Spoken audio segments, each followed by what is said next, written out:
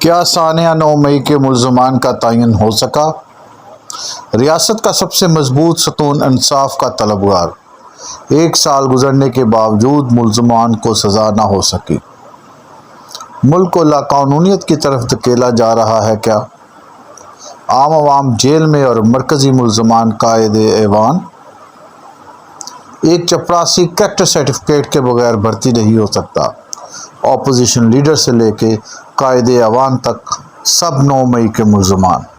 ناکام انتظام کے ذمہ دار وزیر اعلیٰ پنجاب، انعام کے طور پر وزارت داخلہ، آئی جی کو بھی صدارتی ایوارڈ، اور مرکزی ماسٹر مائنڈ مشیر برائے سیاسی امور۔ سچ کیا ہے؟ تمام تر فریقین اپنے اپنے موقف پر قائم۔ فوج ہماری اور ہمیں فوج سے کوئی مسئلہ نہیں۔ Imran Khan Niazi. D G I S P R کی پریس کانفرنس اور ماضی قریب میں پاکستان کے مقبول لیڈرز کے بیان آپ کے سامنے ہیں، آپ انہیں دیکھیے۔ 9 مئی کو 1 سال مکمل ہونے والا ہے، لیکن اس حوالے سے جن کے اوپر الزام لگایا گیا کہ وہ 9 مئی کے ماسٹر مائنڈ یا مرکزی ملزمان ہیں، 1 سال گزرنے کے باوجود ابھی تک ان کو سزائیں نہیں ملی۔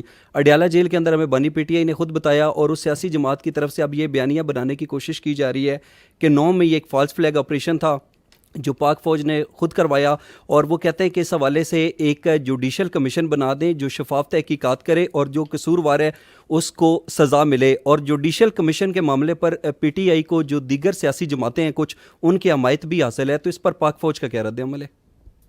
دیکھیں میرے بھائی،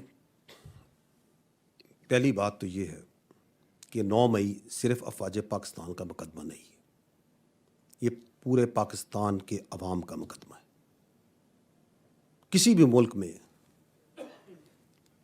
اس کی فوج پہ حملہ کرایا جائے، اس کے شہیدوں کی علامات کی تصدیق کی جائے، اس کے بانی کے گھر کو جلایا جائے، وہاں پہ عوام اور فوج کے درمیان نفرت پیدا کی جائے، اور پھر جو لوگ یہ کروا رہے ہیں، جو کر رہے ہیں، ان کو کیفر کردار پہ نہ پہنچایا جائے، تو کسی بھی ملک میں ایسا ہو تو وہاں کے نظام انصاف پہ ایک سوال کھڑا ہو جاتا ہے۔ ہم سمجھتے ہیں اور اس بات پہ یقین رکھتے ہیں کہ اگر پاکستان کے نظام انصاف پہ یقین قائم رکھنا ہے، اور جزا و سزا کا نظام جس پہ اللہ تعالیٰ کی یہ کائنات اور یہ قدرت اور یہ نظام چلتا ہے، اگر اس پہ یقین رکھنا ہے تو 9 مئی کے جو ملزمان ہیں، اس کو کرنے والے اور اس کو کروانے والے، آئین اور قانون کے مطابق انہیں سزا دینی پڑے گی۔ اب آتے ہیں، یہ جو آپ بات چیت کر رہے ہیں، یہ اس کے اوپر بیانیہ بنایا جاتا ہے۔ دیکھیں 9 مئی کوئی ڈھکی چھپی چیز نہیں ہے، اس کے جو ناقابل تردید شواہد جو ان سے ہیں وہ عوام کے پاس بھی ہیں، افواج کے پاس بھی، ہم سب کے پاس ہیں۔ ہم سب نے اپنی آنکھوں سے اس واقعے کو ہوتے دیکھا، ہم سب نے دیکھا کہ کس طریقے سے لوگوں کی ذہن سازی کی گئی، ان کو افواج کے خلاف، اس کی لیڈرشپ کے خلاف، ایجنسیوں کے خلاف، اداروں کے خلاف جھوٹ اور پروپیگنڈے سے ان کے ذہن بنائے گئے۔ ہم نے دیکھا کہ کس طرح کچھ سیاسی لیڈرز نے چن چن کے اہداف دیے کہ ادھر حملہ کرو، ادھر حملہ کرو۔ ہم نے دیکھا کہ چند گھنٹوں میں پورے ملک میں مختلف جگہوں پہ صرف فوجی تنصیبات پر حملے کرائے گئے، اور ان واقعات کو آپ نے بھی دیکھا، کیمرے کی آنکھ نے فلم بند بھی کیا، اور جب یہ شواہد اور یہ ساری چیزیں لوگوں کے سامنے آئیں تو آپ نے عوام کا غصہ اور رد عمل بھی دیکھا۔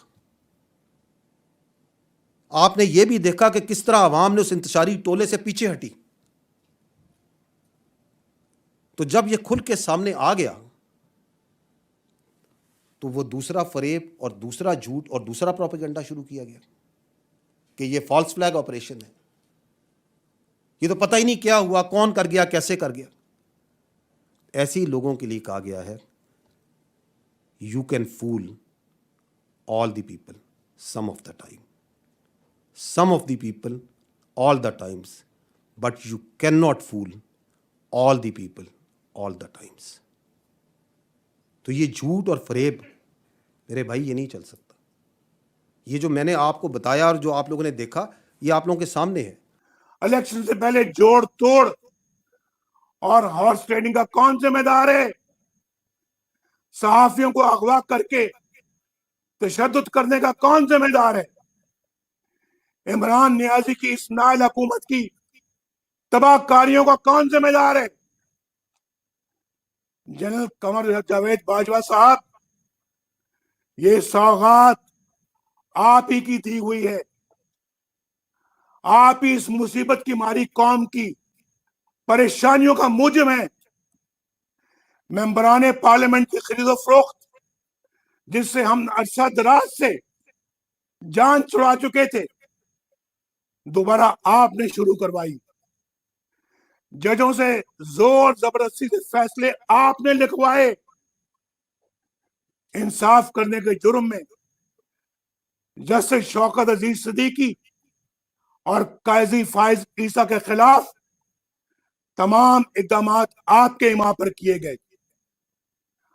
आपने इलेक्शनों में अवाम के इंतखाब को रद्द करके अपनी मर्जी का नाअहल टोला इस कौम पर मुसल्लत किया। जनरल फैज, ये सब कुछ आपके हाथों से हुआ है, जवाब भी आपको देना होगा। तो हमारी किरदार कशी करना छोड़ दो। अगर हमने आपकी शुरू की तो पता नहीं पाकिस्तान बनने से आज तक कितने जनरलों की शुरू हो जाएगी। और ये हमारी आर्मी है, ये हमारा इंस्टीट्यूशन है। आपके 3 साल रहना है, उसके बाद आपने चले जाना है, हमेशा के लिए हम में रहना है। तो हमें मत तंग करो। अगर हमें तंग करने की कोशिश की तो हम आपकी भी ईंट से ईंट बजा देंगे। उस वक्त भी जनरल बाजवा या जनरल फैज आपसे राब्ते में मेरी थे? बात पूरी सुन लीजिए। तो अब उस वक्त अगर मैं फिर इनकार करता तो कहते कि फजल रहमान ने इमरान खान को बचा लिया है। तो वो चीज़ें थी कि मैं सिर्फ इसलिए आपके सामने जिक्र करना चाहता हूँ कि तारीख के औराक पर हक़ाइक़ तो किसी वक्त तो आए नहीं। क्या उस वक्त जनरल बाजवा जनरल फैज आपसे राब्ते में थे जब ये लोग टूट के पीटीआई से और एमकेएम और बाप पार्टी इधर आ चुके थे? हजरत वो बिल्कुल राब्ते में थे और उनकी मौजूदगी में सबको बुलाया गया और सबके सामने उनसे कहा गया कि आपने ये इस तरह करना है और इस तरह करना है। सब कौन थे वो? सब पार्टियां, नून लीग और पीपल्स सब पार्टी? पार्टियां। और ये का नाम मत लें आप। और उनको किसने कहा कि ये करना है? सब पार्टियां। किसने कहा ये करना? बाजवा साहब और फैज अमीर साहब दोनों थे। क्या कहा उन्होंने? यही कहा कि आप लोगों ने क्या करना है, किस तरह चलना है, क्या करना है। नो कॉन्फिडेंस के हवाले से दोनों ने, और सब ने उसके ऊपर हाँ में हाँ भरी।